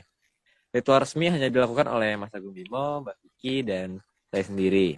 Untuk informasi resmi, silakan hubungi via DM IG @VickyAnandaReal. Beliau akan siap selama 25 jam sehari, 35 hari dalam sebulan, 13 bulan dalam setahun. Ya, segitulah. 10 hari dalam seminggu. 10 hari dalam seminggu. Ya, pokoknya gitu. Pokoknya banyak. Dia tapi emang dia tapi emang nggak lama sih Om, balas chatnya emang nggak begitu lama. Cuman balasnya mungkin 10 jaman kolo gitu kan. Iya, sejaman lah, minimal sejaman. Kolo. Sekarang 2 jaman. 2 jaman kolo. Bisa 10 juga Om. Bisa 10 juga. Ya, tapi aku kangen nih, sama Mbak Vicky itu kangen. Kapan nih bisa berjumpa di narator nih? Rindu. Minggu depan. Oke. Itu dia Mbak Vicky. Sampai jumpa Mbak Vicky. Kalau yang kangen Mbak Vicky bisa nonton minggu depan. Oke, kalau gitu Om, kita parade terima kasih Om. Ya. Oke, siap. Terima kasih tentunya sebesar-besarnya kepada Kitunggul Jatijoyo Mongrogo yang sudah telah menyediakan data dan juga mau menjadi pamong bagi kita semua. Kemudian juga terima kasih Mas Agung yang sudah mau menjadi narasumber dan juga sudah mau membuatkan slide-nya yang bingung juga. Terus kemudian Mas Hasko, terima kasih yang sudah mau menyumbangkan suaranya malam hari ini. Terus Mas Nogo sudah mau merapikan slide. Bang John gambarnya hari ini seperti biasa indahnya. Kemudian juga tentunya Mbak Vicky, Om Iwan, Mbak Ade, dan segelintir tim ARC lainnya. Terima kasih. Dan terakhir tentunya Chief Eksekutif ARC, Bos Besar Pak Marius Gumono yang sudah mau memprakarsai kita hingga hari ini. Oke, gitu. Sekian Om. Ya. Jangan lupa Brainlysis. Oke, kalau gitu jangan lupa menggunakan Brainlysis, jangan menggunakan analisis. Menyanalisis juga boleh.